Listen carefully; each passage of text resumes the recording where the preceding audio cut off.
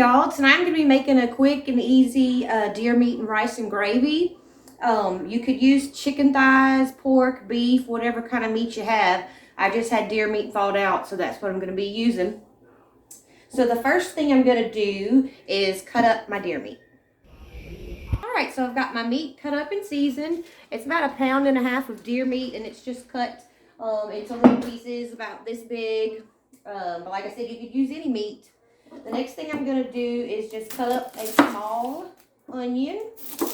And I'm just going to be cutting it up in little pieces, like minced. Alright, I've got my pan on medium heat with a little bit of bacon grease in there. I'm just going to put my onions in. And we're just going to let those cook a little bit. Alright, it's been 5 minutes and our onions, I'm going to let them cook probably another 5 minutes. And I was going to say, you don't have to use onions if you don't want to. This is a way of making gravy. I use different stuff all the time. I change it up. So if you don't want onions, you don't have to use onions. And I'm going to put a can of tomatoes in here, but if you don't want tomatoes in it, you could just use a liquid like water or broth in place of the tomatoes. Alright, so I let these onions cook about 10 minutes, and I'm just going to push them to the side of my pot. Turn it up from medium to medium high. Alright, now we're just going to take our deer meat, and we're going to brown our deer meat on each side. You might have to do it in batches if the pot is not big enough for it to all fit. You don't want to overcrowd your pan too much, because then it won't get a nice sear on it.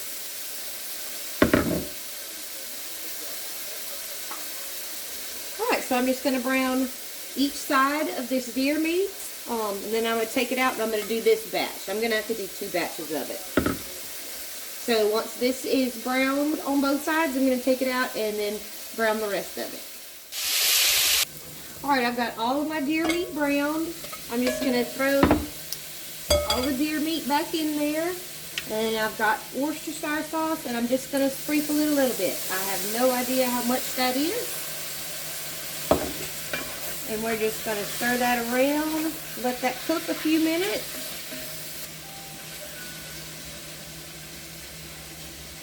Just going to let that cook till all that liquid is out of it. Alright, all that liquid's cooked out, so I'm just going to take my meat out of the pot, put it back in my bowl.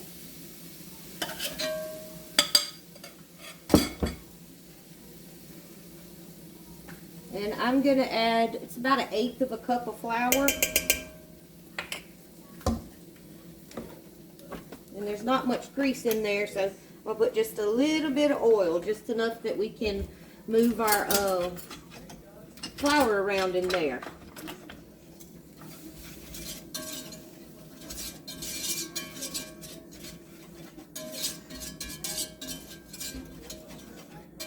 Just so you can get it mixed up enough.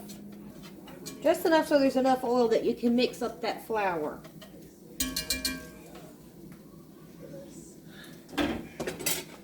And then we're just going to let that flour cook for a minute. We're not going to be cooking it a really, really long time, like you would roux for a gumbo. I mean, this is a roux, but we're not going to be cooking it that long. Just pretty much just long enough to get all that raw flour taste out of it, and you'll smell it whenever it's done. You'll start smelling that roux-like smell, and that's how you know it's ready to put your other stuff in. And I scrape the bottom. That's where all the good stuff is on the bottom of your pot.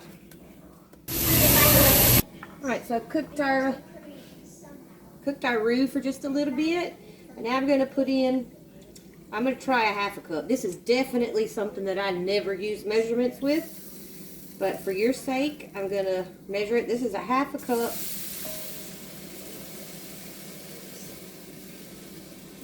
I put in about 1/4 of a cup of beef broth. And you just want to scrape the bottom and get all that good stuff off the bottom of there. Alright, now I'm going to put in my tomatoes. It's a can of just diced tomatoes, but you could use just broth instead of the tomatoes, or you could use Rotel. You could use a can of cream of mushroom, anything like that. All right. I'm gonna put our meat back in here. You know what? I'm gonna put some more beef broth because that doesn't look. It looks too thick to me. So that's another 1/4 of a cup.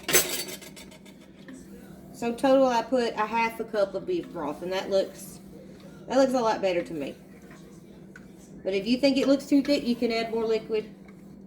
We're gonna bring this up to a boil, and when it does, we're gonna reduce it to medium and cover it and let it simmer. And I'll check on it in about 15 minutes. All right, so this has come to a boil. I'm gonna put my top on it. I'm gonna turn it down to medium and let it simmer for 15 minutes, and I'll check on it again. About halfway through the 15 minutes, I'm gonna check it and stir it. Just make sure it's not sticking, but it shouldn't.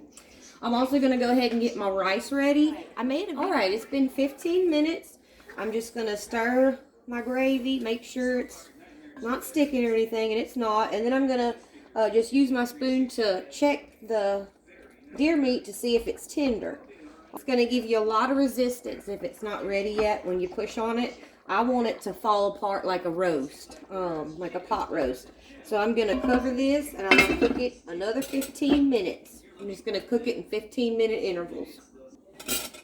All right, it's been another 15 minutes. I'm just gonna check my meat, see if it's getting tender. And it is getting a little tender. If you're cooking with pork or beef or chicken, it's gonna cook a lot faster than this deer meat. I'm just gonna keep checking it. I'm gonna let it go another 10 minutes and check it then, because it's not as tender as I would like it. I mean, you could eat it right now, but I like it to be really tender and falling apart. We're just gonna cover it and check it again in 15 minutes. So we let that cook a little bit longer. And I'm gonna check my meat. The meat's tender. It's just breaking apart with the spoon. That's how I wanted it, just real tender, like a roast. If you don't want it that tender, you don't cook it that long. And like I said, if you're cooking with pork or beef or chicken, then it's probably not going to take as long as the deer. But our rice is done too, so we're ready to eat. Thank y'all so much for joining me. I hope you enjoyed it. I hope you try it. Even if you don't like deer meat or don't have deer meat, you could use chicken or pork or beef. Here in Louisiana, we love our deer meat and we love our deer gravy. So we're going to go eat this, and I'll see y'all next time.